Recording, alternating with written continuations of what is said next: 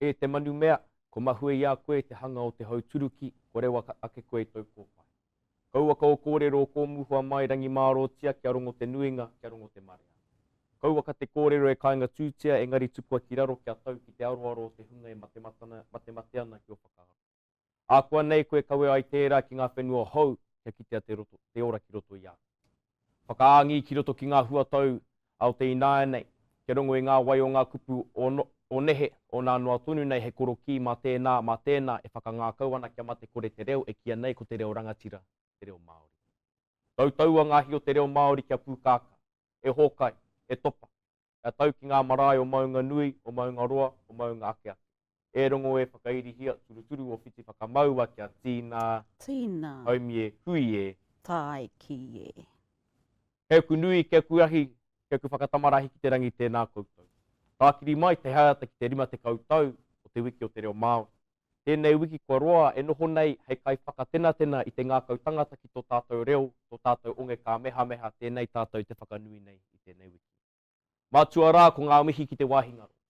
Rātou i takahi i te nuku roa o te whenua, te nuku roa o te ngākau, te nuku roa o te tuakiri, e wai mare ai tātou te kōro Māori, te au i te pō, i te au i te pō. O reira rātou kia rātou, me te mōhio he nui kua hinga ai te tau ko hori, a tātou ngā kanohi ora a tihei wā mauri ora. Kei te iwi tēnā rā koutou. Tēnā koutou mo koutou i whai wāhi mai ai ki tēnei kau haurangi, e wai mari ai tātou te wānanga i etahi o ngā kōrero, o te ropi whakamana i te tiriti, me te marama hoki, haha etahi o rātou mahi, haha etahi o rātou pānga, me ngā hua nui i hua mai, i o rātou ringaringa, e o rai tēnei reo, e kia nei ko te reo rangatira te reo Māori. Ko te Wehi Wright tōku ingoa, a huri tēnei, no ngā iwi maha o ngā ruahine rangi, no ngā iwi maha o te arawa, a rā no ngā pānga ki ngā te kaupeka, ngā te kahungunu ki te wairoa, a ngā te raukawa anoho. Nō ki te maringa nui, te noho tahi, ki taku tuahine, kia tiati Alana Thomas, māna anō o nā kāwai whakapapa e taki, engari e mihi ana ki a koe kei te tuahine, me te mōhio hoki rā te huhua o ngā mahi ko oti a koe, ka tahi koe ka kuhu atu hei tiati mo te ropi whakamana i te tiriti, tēnā koe, ka waihok te rākau ki a koe nā nei. Kia ora, kei te uri o muri whenua tēnā koe, o tira ki tō tātou whare, te reo karanga, te taurāwhiri te reo Māori tēnā rā koutou. Hoi anō tāku i tēnei taima i te iwi, he tautoko i ngā kupu i whakatakotohia, e takutu ngāne kia koutou e mātakitaki mai ana, e whakanui ana i te timatanga o tēnei wiki o tātou, te wiki o te reo Māori. E tika ana, ko Alana Thomas tōku ingoa, ko au tētahi o ngā kauwhakawā i te kōti whenua Māori, kamutu i te rōpu whakamana i te tiriti o Waitangi, no te taitokerau pūahau, ko ngā puhi taku iwi, ko ngā tirehia taku hapu, no reira tēnā rā koutou. Ke te pānga o wau tamariki ki ngā tirangiti. Ki te waka o te arawa, ka nui pei tērā. Ai te iwi ko tātou tēnei takahi nei i te ara i parahia e uki mā, e hoki anō ai te reo ko i roa i whare pū whenua ana, na runga i ngā tāmita. Engari, ko tātou tēnei i nānei, ka noho a ta mota tau i te rima te koutou, au tēnei wiki whakahirahira te wiki o te reo Māori. Engari, e harai te mea ko te wiki o te reo Māori noa tā tātou e whakanui nei. Ka maharau, tēnei hoki te tau, i takahia ai te nuku roa o te whenua mo te whenua te take. No reira tēnei te whakamāna wātu ki ngā mahi puta i a kahurangi whina kūpa te wā iaia, ana ko tātou tonu e whai ana i te rā tauira, i te ata nei tūai te hiko e roa, tōna roa nei, hei whakanui i te reo Māori. Me te aha, me pehe kore ai whai whakaaro ki tētahi o ngā kaupapa, kai ngākau o tēnei rohe, tēnei te rima te koutou o te kaupapa o whakatipuranga ruamanu. Tērā kaupapa no roto mai o Otaki, ai whakakotahi ana i ngā iwi o tēnei takiwā, engari ko tōna whāinga ko te whakatupu i tētahi whakatupuranga ruamanu e mōhio ana ki te reo, e mōhio ana ki te tikanga, e mōhio ana ki te tuakiri. Nā koe rā kaupapa ka hei puaki ki ngā kaupapa nui ke roto i o tātou kāinga, ke roto i ngā takiwā, e aro ana ki tēnei mea te reo Māori, engari e aro ana ki te whakaraurotanga o te tuakiri Māori me te ahurea Māori, tēnei mātou te mihi atu nei. Engari, i tika ana pia ka kuhu atu ki tā tātou kaupapa. E te tiati. Rima te koutou. Rima te koutou o te ropi whakamana i te tiriti 50 years where we celebrate for some, acknowledge the work that the Waitangi Tribunal has done, I guess, in that period of time. Just to start things off, I think it would be really awesome if you could talk to us about the Waitangi Tribunal. I ahu mai tēnei kaupapa i hea. He pai tō whakatau i te horopaki o tērā taura me te hoki ngā mahara ki ngā hunga i tērā taima. Te rahi, te nui o ngā kaupapa whakahirahira i arake mai i tērā tau.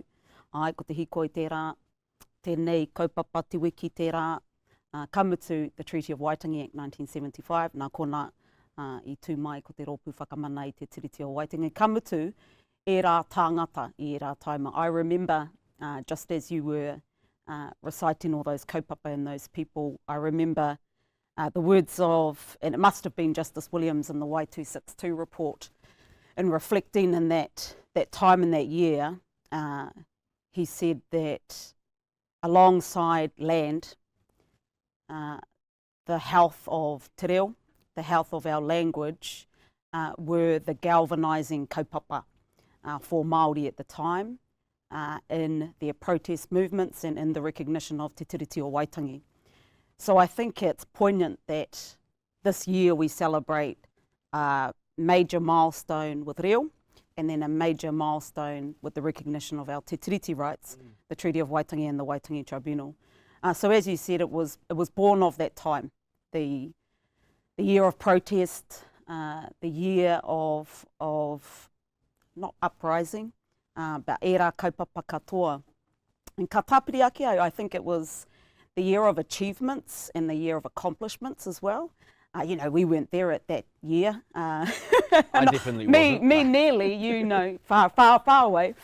But it must have been a time, because it wasn't the first year that they were protesting and you know, looking at how we recognise rights and so forth. But these major things were huge accomplishments for te ao Māori.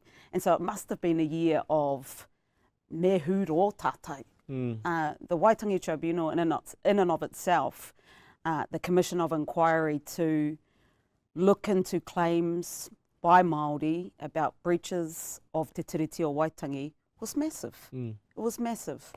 And so e mihi ana kia rātou mā, rātou katoa i whakaheke wera, kia pēnei tāua i tēnei tau nei. Nō reira, ia koe whakataki nei, e rā ingoa, e hoki ana oku mahara ki tērā taima. And before we move on to the stuff of the tribunal, was really fortunate to sit down and do a documentary for the celebration of 50 years of the Waitangi Tribunal, and got to talk with Sir Eddie Dury. And one of his memories he had of that time is that there were so many kaupapa that tiwi Māori were progressing and following, te hikoi. Of course, we just had te petihana, ngā kaupapa mō te reo, mō te whenua. But he was cognizant of the fact that there were a lot of Māori inside Parliament as well, traversing a different huarahi, engari ko te whawhai, kei te waka kotahi tātou. And so the likes of Sir Graham Latimer and Maturata, who was instrumental in having the Treaty of Waitangi Act enacted and then became legislation on the 10th of October 1975. So that's our birthday coming up soon, tā tātou. 10th of October. So that was actually before the Land March arrived in Pōneke. So I think that's an indication that all of that kaupapa, that whakaro, that mahi was happening in Parliament at that time as well. They weren't happening in silos.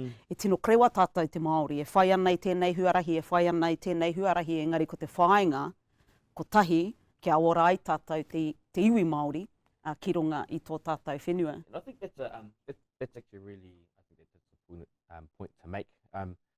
E te whānau, sorry, I forgot to say earlier, if you do have any pātai, please send those through. And as Judge Thomas and I are having our conversation, once pātai come in, we might have an opportunity to include that.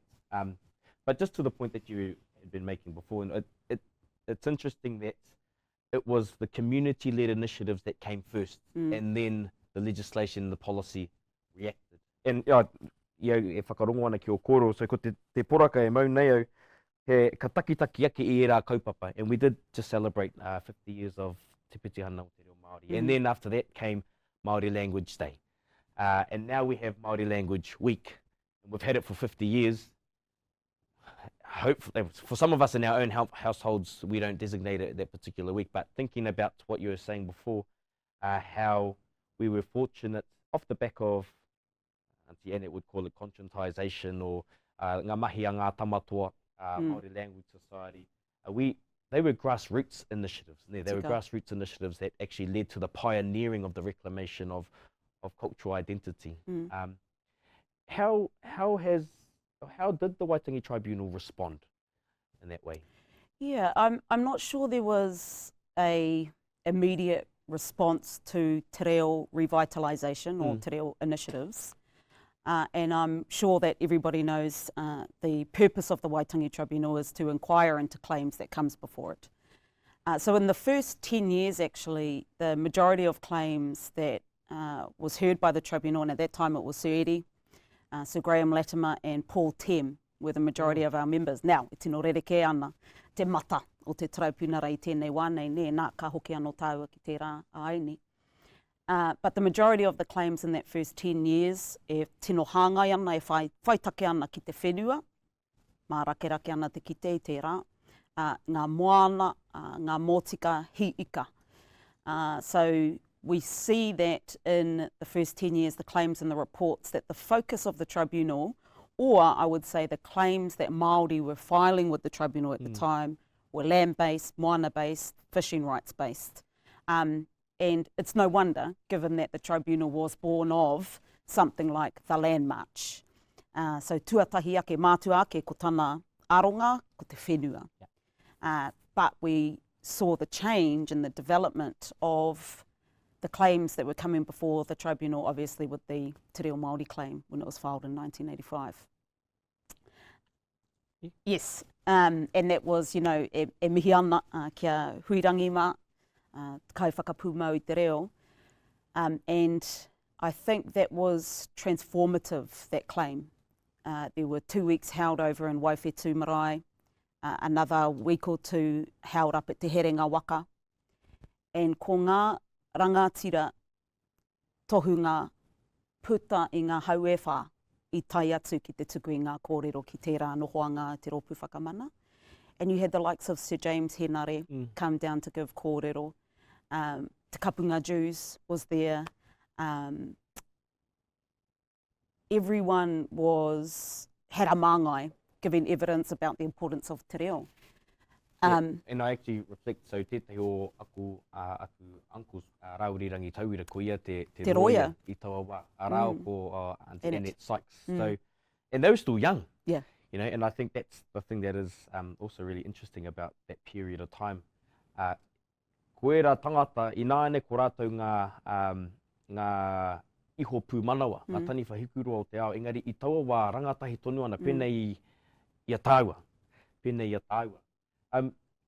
You talk about the Te Reo Māori claim. What other claims do you think the Waitangi Tribunal has come through the Waitangi Tribunal that that's contributed to the revitalisation of te reo, and how?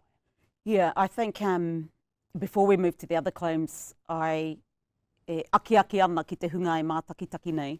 If you have the opportunity, is really to go back and read that report and the evidence. I don't think we've had mo te reo, mo te taha o te reo, no other significant kaupapa in the legal space that has been like that.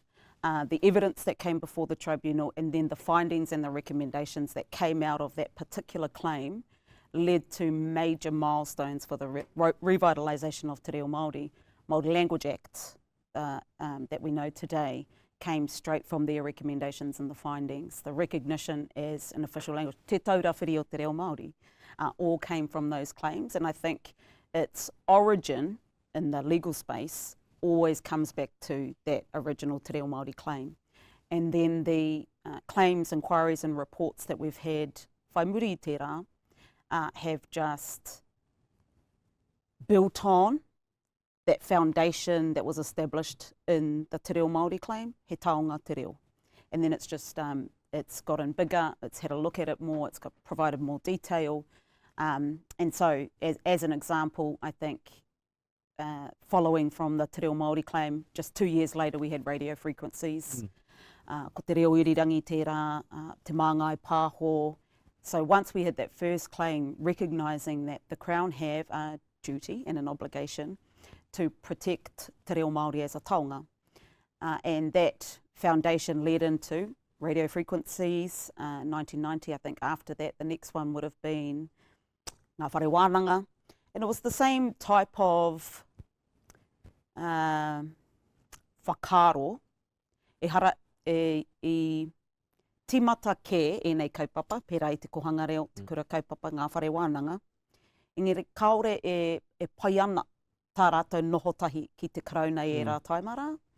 Arā, ko te iwi Māori, ngā whānau, ngā hapu e tautoko ana pautakaha i nei kaupapa. Engari, kei reira tonu, ngā awangawanga, ngā tairoa kupe, e kati nei i te āheinga kia pakari ngā kaupapa.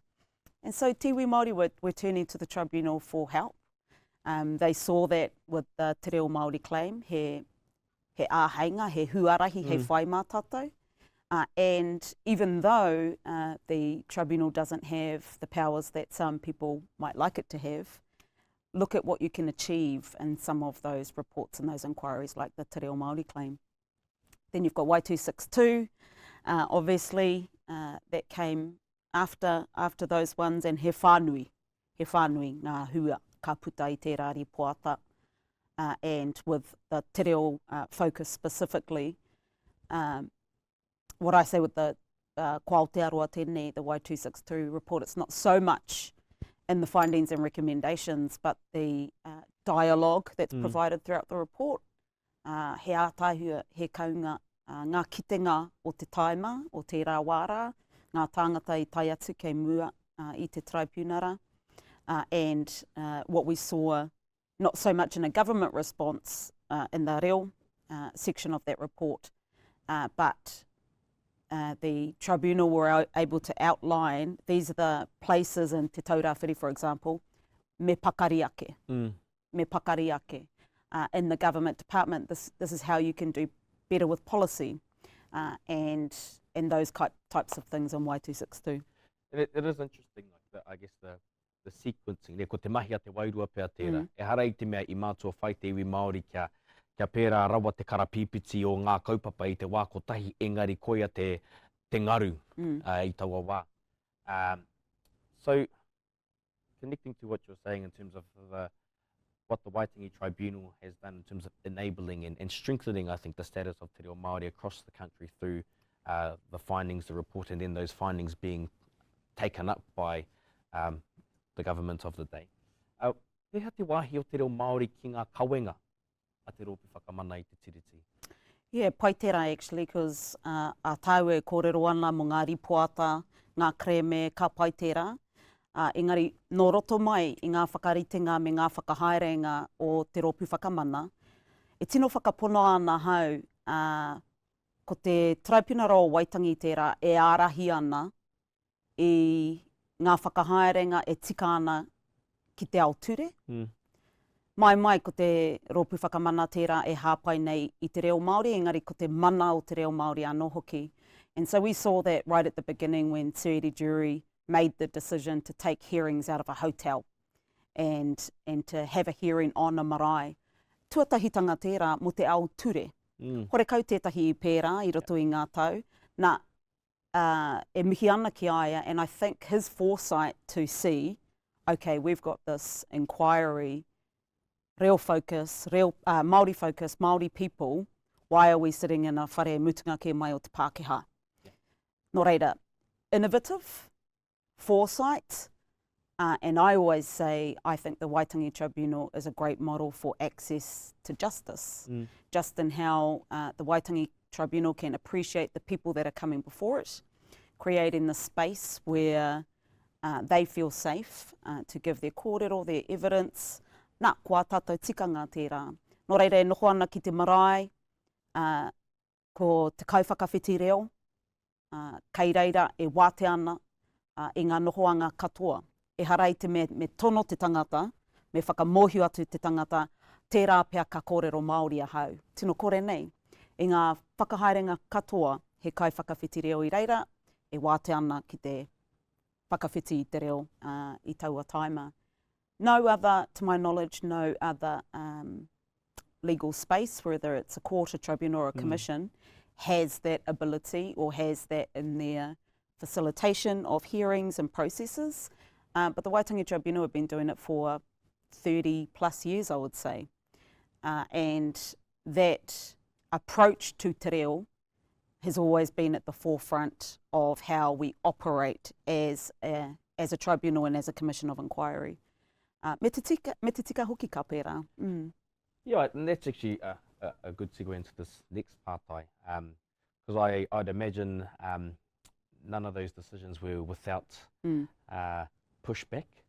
Are you able to talk a little bit more about, I guess, some of the challenges that the Waitangi Tribunal had faced with a panel of inquiry like this sitting within such rigid or systemic parameters, like a legal process?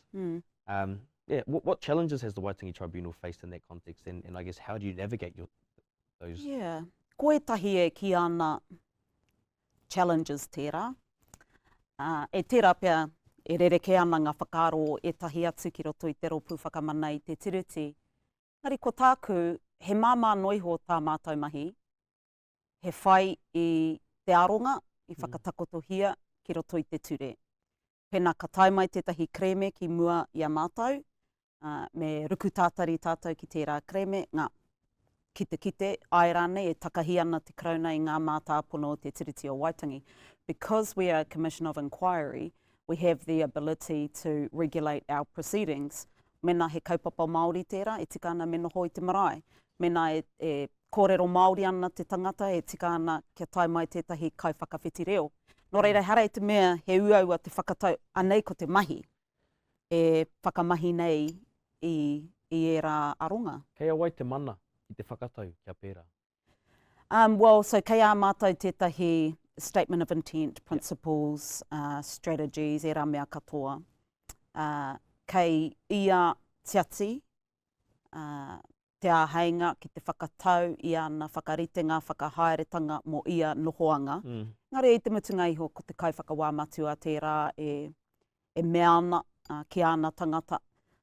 Anei aku hia, me aku wawata mō tā tātou kaupapa. Nō reira, mihi ana ki a kaiwhakawāmatua Karen Fox i tēnei taima. Enei kaupapa katoa ki te āna, nāna i kōkiri, nāna i tautoko, nāna i himata i etahi o era, nā runga anō i tana whakapono, ki te reo Māori, tikanga Māori, whakaritenga Māori, kia puta pai ai, kia kuhu mai ai te tuatahi te iwi Māori, engari kia puta pai ai ngā tāngata i tū ki mua i a mātou. Iwi Māori nei, kāwana mai, Pākehā mai anō hoki. Nā, koe rā, ko te wairua o Te Tiriti o Waitangi. Ia mahara ke ai ki etahi o ngā kōroi puta ia eri jury mo tēnei indigenous jurisprudence. Me te aheitima ko ngā kōrero e pupuru nei te ropi whakamana, engari te āhua hoki o tana kawe i aia. I te mea, whai whakaro ki era kōroi puta i a koe ana me ngā whakatau a te momo pērā i eri jury kia pēnei, kia pēnā, kia pērā rānei. What changes has the tribunal seen, I guess, in its use of te reo Māori in some of its proceedings? Aside from what you've just mentioned, is there anything particular? E pakari haere ana. We've always seen, I think, witnesses, hapu iwi, coming before the tribunal wanting to speak te reo Māori. And that's always been, they've always had the ability to do so. No one's ever stopped that. I think the changes you've seen internally for the tribunal is how we support that process. Ko te āheinga kia tuku i tō reo ne. E pai ana, mena ka taimai koe ki te ropu whakamana ka kōrero Māori koe e pai ana, hore kau he... Harei te me tono? No. Ka mutu, but ko te tauaro pea is that, and this is the same with any court, you can speak te reo Māori, e mea nā te ture, e āhei ana koe, kei a koe te mana, te mōtika ki te pērā. But if no one can understand what you're saying, he aha te hua ka puta I o kupu. Ai, ko te whakatairanga I te reo, engari e hea nau te mohi o he aha ngā kupu e puta ana I tō waha. So it's the services and the resources that the court or the tribunal should be providing to ensure that te mana o te reo Māori tērā e hāpaitia nei. And so that's the translation services, ātuhinga, āwaha no hoki. And I think the Waitangi Tribunal do that very well. It helps that we have mātanga reo on our panel, our membership of our panel members, has Professor Awinia Higgins, tāpou te mara, Dr. Ruakere Hond, ki te whakaro au ki ngā tāngata tohunga reo Māori, ara, ki runga I te ropu whakamana. And now Kingi Kiriona. And now Kingi Kiriona, yes. And Judge Alana Thomas. And because e hara I te mea, ai, kei te whakanui tātou te reo Māori, tēnei wiki, but I am curious, and we have some pātai coming. Over that last 50 years, as claimant groups come in and they katoha, ka tuari I a rātou kōrero, I o rātou whakaaro, how does the Waitangi Tribunal record that, and how do people, how will people be able to access that? What are the parameters, thinking about Y262 and intellectual property, what are some of the processes that the Waitangi Tribunal goes through to look after that kōrero? So we evolve, I think, every year in terms of that approach, and it's because I believe in te kumara tēnei e kōrero ana mō tōna reka hoi anō. The tribunal is so innovative in our spaces that we change our approach a lot. So even in the last 5 years, this wānanga-based initiative that's been adopted in say, the Justice Inquiry, where pautikanga outside of the panel members come in and convene or whakahaere wānanga ki runga I ngā marae. We've had pauture, paureo, and each, I think, kaupapa or each inquiry is very distinct and significant or different to the claim that's before it. And so that forms part of the design of how it's facilitated. And then the recording will be different too. For your normal hearing, e pai ana te live stream I tērā, and you can easily just go to the Waitangi Tribunal's YouTube and watch those. The minutes are all transcribed. Nā e rereke ana ki ngā wānanga kaore pēr tērā, I te hāngai, I te tika. So heaps of different ways. The reports, the transcriptions, the audios, the video material that we have now is vast. Yeah. Me te aha he puna mātauranga he rite tonu taku hoki atu ki ngā the mana wahine inquiry. Me tahi o ngā kōrero I ka puta I tērā. Just to take a step back, we discussed I guess the changes or the influence that Te Reo Māori has had on some of the Waitangi Tribunal processes. But what about the Waitangi Tribunal members? Have you seen an increase in speakers of Te Reo Māori, aside from the ones that you've named? E whakaaro anō, e harai te mea he Māori te katoa o ngā mema o te ropi whakamana I Te Tiriti. Can you share a little bit more about that? Yeah, and all the members of the tribunal shouldn't be Māori. The tribunal, Waitangi Tribunal, is established to have a look at what does the treaty mean, and just like we talked about, the wairua of Te Tiriti o Waitangi, a Pākehā mai, a Māori mai. And so it's right that it shouldn't all be Māori members. And really it's looking at the skill, the pukenga of the tangata. We have amazing historians that sit on our panels, people who have experience in the economy side of stuff, te ao ohanga, governance positions, as well as our pukenga reo, tohunga, rangatira, linguists. So it's not so much the culture or the identity of the person, but rather the skills that they bring into the role.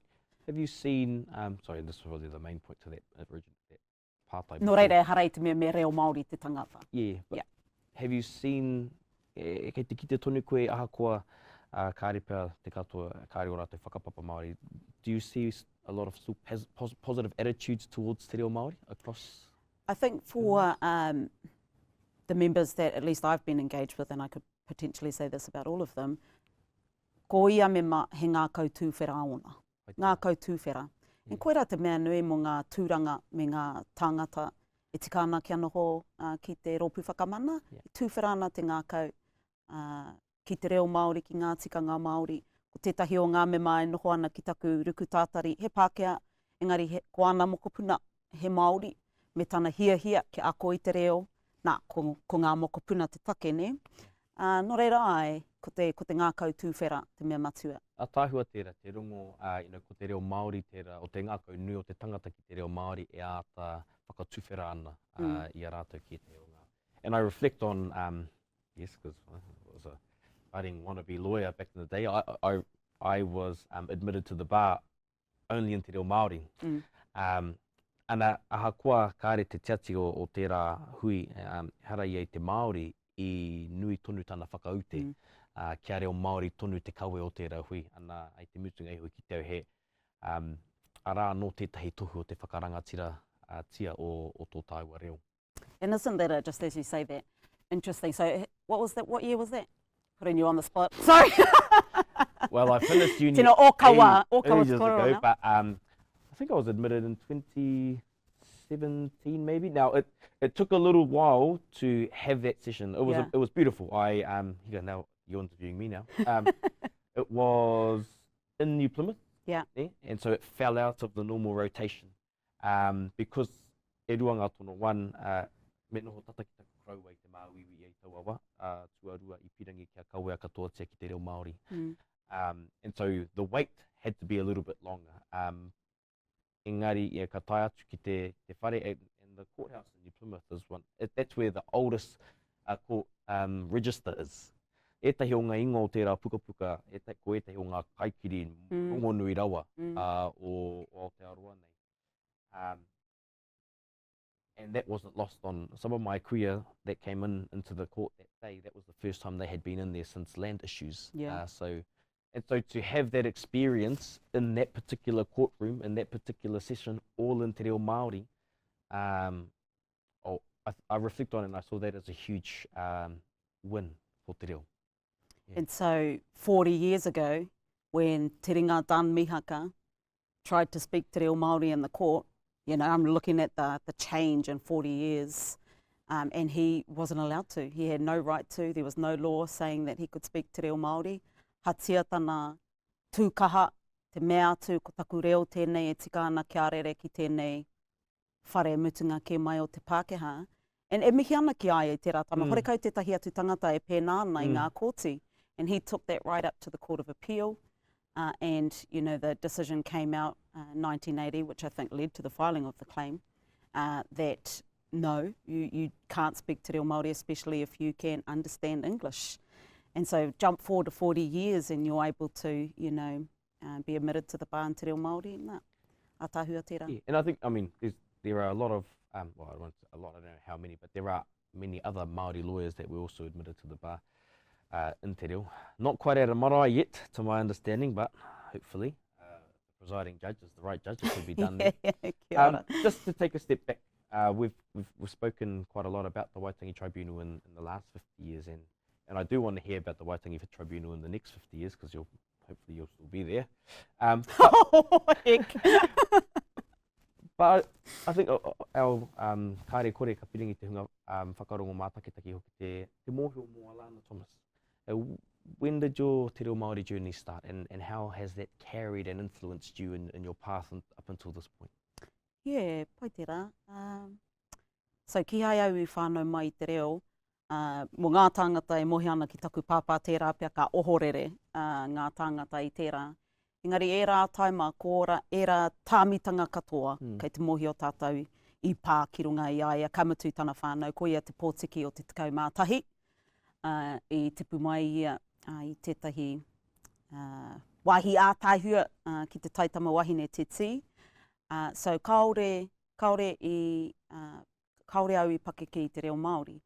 I timatau I te haikura, I rongo au I tētahi mea ngaro ana I roto iau. Hatia he rite tonu tā mātou hoki atu ki te marae, ko reira ngā tikanga e karapoti nei. I te whānau, ko pāpā tērā e hoki ati ana ki te marae, nā, ko au tana whiore, kaore te reo e tino kaha ana. So at high school, you know, doing all the subjects as you do, haere atu ki te whare wānanga, ai whai te reo, engari ko te whare wānanga, tērā rangatahi tonu ana Alana. Engari ko te whānau mai o taku tamaiti tuatahi pia. Uri o Ngāti Rangiti. Yeah. Nā kona i Oati, maua ko taku hasipene me whakatupu mai ngā tamariki te reo Māori. E harai te mea he kōwhiringa ne, kaore maua i hia kia tupu mai ngā tamariki reo koreana. Nō reira, i whai i era huarahi katoa, te ātārangi ngā kura reo pērta i Aotearoa, i hoki au ki te kāinga me te ki mai o ngā ankara, kia au, no wai tērā reo, e rā mea katoa, nō reira, e marama, e mohio anau ki e rā wangawanga, mai katoa, te ahatu. Nā, e haere tonu ana, tērā ako i tēnei wā nei, e mihi nui ana ki ngā kai ako, ngā pau ako, ngā tohu ngā reo, e hiahi ana ki te whāngai te reo, ki te tangata, e hiahi ana ki te ako. Nō reira, ko au tērā?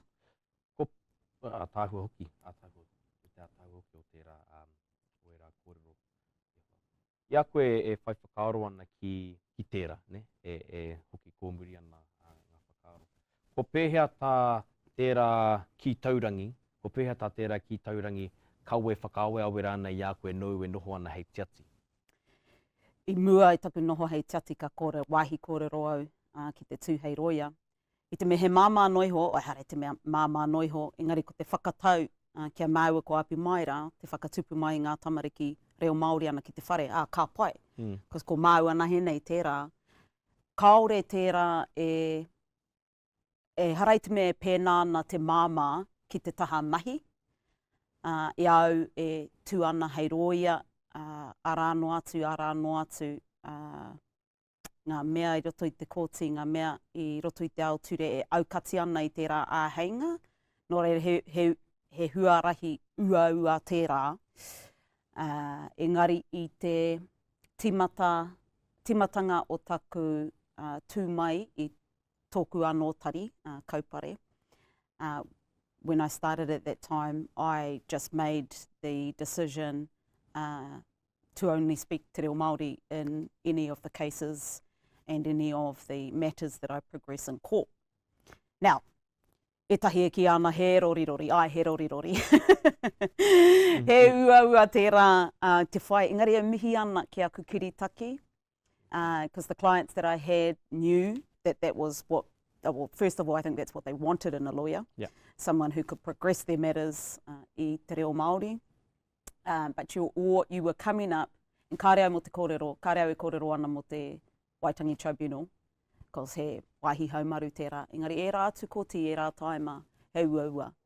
And I actually think in reflection, it's because our courts didn't know or don't know how to deal with people speaking te reo Māori, especially lawyers. I think that's different to witnesses. Yeah. Like, how do we actually support that? Because it's not regular, it's not natural. People don't actually speak te reo Māori in the courts. And so having to do that, briefs of evidence, all in te reo Māori, legal submissions in te reo Māori, tētahi awa no tērā e mihi ana ki oku hoatata, Corinne, Merrick and Piripi Winitana, Lee, Bauk, Rata katoa, i noho mātai ki te wānanga, he ahara ngā kupu mo te preferred class alienee, irreversible significant prejudice. You know, e rā rerenga ture ake nei. Hoi anō, ko tērā mo te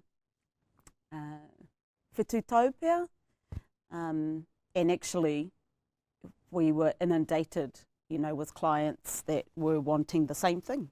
Especially mo ngā take Māori, mo ngā kaupapa Māori, e tika ana ko te kauwaka, ko te waka e kōkiri nei i tērā ko te reo Māori. But piki heke. And have you been able to transfer that same commitment, you know, as a mama, as a lawyer and partner of your own firm, through to now a judge of the Māori Land Court and a judge of the Waitangi Tribunal? So, ai, te timatanga o taku noho hei tiati tiki ake au e tiki ake anō au I te rā rorirori. And I was like, I decided, ka pērā tonu, kaore te tangata e ohorere ana, ko Alana tonu tēnei, nō reira, ko aku whakataunga katoa, reorua, ko aku kupu whakahau katoa, reorua. So all of my Māori Land Court decisions are released bilingually. All the directions that I issue are bilingual, and e mihi ana ke aku kaiwhakawā tata nei. So when we have Māori appellate court sittings as well, you'll know that there's 3 judges, and e tūwhera ana rātou to issue bilingual judgments. So the Māori appellate court, which is an appeal court, a higher court, is now releasing bilingual judgments regularly. Bueno, so ko te rā rorirori tonu e noho tata ana ki taku ngākau. Ko ki te hoki, kāre kore, mō ngā roia e whakarongo ana kāre, ko ki te hoki au I te awenga nui o ki te rāhunga. Te hunga e mōhio ana, te kawe take au ki mui Judge Thomas, hei te me kaunga engari me rite au. Nō reira e mihi, e tino mihi ana I te rā whakaaro. I guess with that in mind, as a... Can I just say, before we go into the next partai, we wouldn't, as judges, be able to make stances like that without the support of our kaiwhakawamatua, when they lead that strategy. And also I'm lucky that it is Te Kōti Whenua Māori. It is the Waitangi Tribunal, so it lends itself to our judge being able to make decisions like that. E aroha anau ke aku hoa kaiwhakawā no kōti ke atu, kaore pēr e āhei ana ki te pēra. I'm not sure, but we are very lucky in that space to be supported by a chief judge who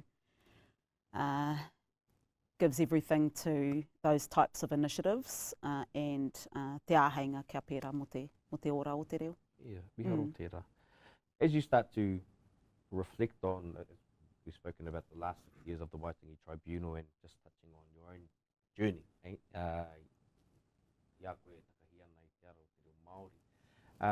what are some things that you've tried to implement within the Waitangi Tribunal specifically to really give, I guess, life or expression to your commitment to te reo engari ki te tikanga noho ki? Well, katahi anō au ka tīmata e aku tūranga I te rōpū whakamana, e rua aku ruku tātari tēnei taima nei. Engari, I think e waimaria anau I taku tū ki mua I te rōpū whakamana mo te kaumā toru tau hei roia. So nā kona e kite anau e tahi wahanga o ngā whakaritenga o te rōpū whakamana me pakari, e tahi atu me panoni. Nō reira, koira ngā whakaro I au e timata ana I taku kaupapa. Mō tōku ake ruku tātari e waimaria ana I te noho mai, ko tāpou tērā, ko Kingi Kiriona tērā, ko Hanau Regan tērā. Nō reira, I au e kite ana, and I can only speak for this specific inquiry that I have, looking at the membership on our panel, the issue, culture and identity, I whai wahi mai mātou ki te āta wānanga. What is the most appropriate way to start this kaupapa, to progress this kaupapa in the right way, still looking at what our obligations are as the tribunal to inquire into these claims, but given the focus and the topic of the inquiry, what is the best way to do that in a tikanga way? Yeah. And I say a tikanga way because I look back to the decisions that Sir Eddie made back in 1977-78. E whakapona anau ko I roto I ana ona whakaaro ko te tikanga Māori tērā e arahi nei. E harai te mea hei painga mo te iwi Māori nahe nei, ko a tātou tikanga hei painga mo te iwi whānui ki Aotearoa. And so that's why we look to our tikanga for guidance in those spaces to ensure that our Māori mai, our Krauna mai, our Pākehā mai, tanga Te Tiriti mai, we're all looked after in those proceedings and everything's being done in the correct way. So I'm really lucky that I can lean on Supo in that space. But one initiative, and we've got many across all of the inquiries, but my one was to have a hui whakatūwhera, mihi ana ki a koe, I o tūranga I te rā kaupapa. And it just felt right that we, I te ao Māori nei, you don't just go straight into something so significant without a pōhiri hui whakatūwhera, something that recognises the tikanga space that we're in. And for me, the Waitangi Tribunal lends itself to that type of facilitation and structure. So, harei te mehe, kōwhiringa uau a te rā ki au. Yeah, no, and I guess with that in mind, and we went to the Waitangi Tribunal, we've got to know Alana Thomas a little bit more. When you reflect on the 50 years and the many initiatives that we've just spoken about, e rai e iri mai nei I te poraka nei, is the Aotearoa that we live in now, do you think it's the realisation of the tribunal's purpose when it was established? Yeah, so I think this issue's come up a lot in the last few years about the purpose of the Waitangi Tribunal, and I think it's interesting, and e harei te mea huna ana tēnei, if you look at the original purpose of the Waitangi Tribunal, was to inquire into claims in 1975 and onwards, so it had a real current focus of the time, and it wasn't till 10 or so years later that the jurisdiction was taken back to 1840, where we saw the district inquiries. Those are nearly finished, and we have a strategic direction out that hopefully in the next 5 years, ka tō te rā ki e rā kaupapa, and it will return to its original purpose in 1975, which we've still been doing, but a real contemporary focus, I think, where we're heading with the tribunal, and I draw on the words of Justice Williams in the documentary for Waitangi Tribunal, when he said, as long as we have Te Tiriti or Waitangi, there is a role for the Waitangi Tribunal. And I think its focus is more just those contemporary issues dealing with policies of the time, which I believe, and as outlined in our strategic direction, has always been the purpose of the Waitangi Tribunal. Notwithstanding the kōrero around purpose, and e mihi ana ki te rā whakautu, because I do appreciate that, particularly at this moment in time, e noho māharahara ana tiwi, e noho māharahara ana tiwi, engari, kāre kore, he nui tunu, he tāanga manawa te mōhio. Me he mea ke konei tonu te tiriti o Waitangi, ke konei tonu te rōpū whakamana I te tiriti. And you have touched on it, but I guess, you know, it took 40 years, around about 40 years, for the tribunal's first report to be written only in te reo Māori, ana ko kei ahotea te aho matua tērā, Y1718, the Kurako for Māori claim. We now have Judge Alana Thomas, who has already expressed a huge commitment to te reo Māori and tikanga. Looking at the next 50 years, what are some of your aspirations for, not just for the Waitangi Tribunal, but for te reo Māori in general? Maybe start with... just a small pātai, eh? Yeah. Well, ki te taha o te rōpū whakamana, kaore pēr o ku wawata e rereke ana ki ngā kaiwhakawā I te rōpū whakamana. I think even just in this last 3 years, even though the Waitangi Tribunal have been movers and shakers in the legal space in terms of te reo Māori, even in just this last 3 years, I can see huge shifts.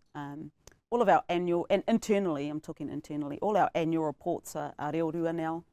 A lot of our communications, our websites, all reo rua. So ki te taha o te whakatairanga I te reo hei reo mana I tēnei whenua, we're really doing a great job, I can say.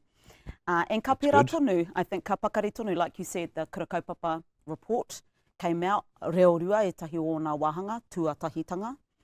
E mihi ana kia Judge Mullins, me tana whakaro kia pērā, ka mutu I te tō mai I ngā paureo, ki te āwhina I te rā hātepe. Nā, e puta ana, e kite ana I ngā hua, ka puta ke tērā. It's always hard for the first person to parai te huarahi ne. And hopefully now we'll just see more of that. And like I said, it's not the claims or the kaupapa that are coming before the Waitangi Tribunal, but it's our own processes, procedures, and the way that we adopt te reo Māori, hei reo motuhake, hei reo taketake, hei taonga, e reo rua ana ngā tuhinga katoa ka puta. And then moku ake, yeah, I was going to get to that point.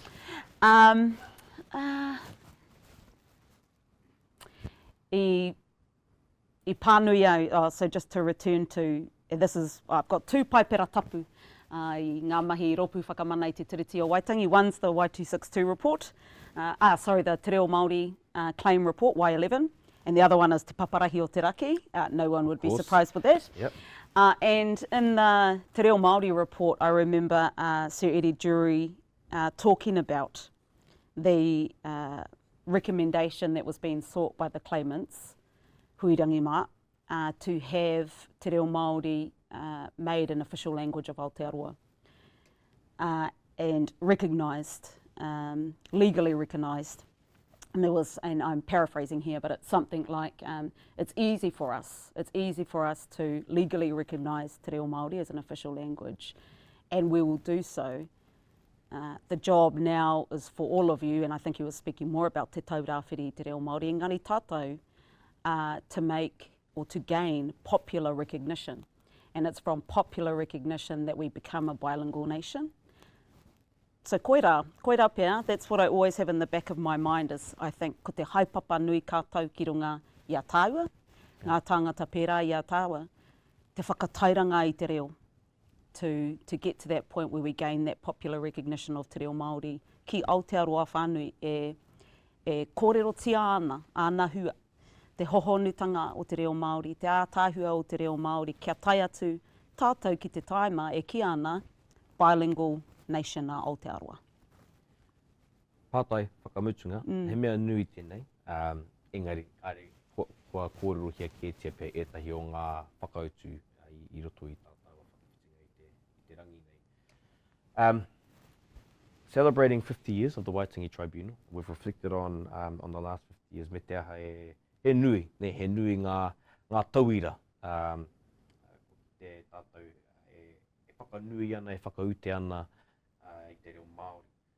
But I guess broader than that, what in your, either your own view or from a formal capacity, what's front of mind for the tribunal?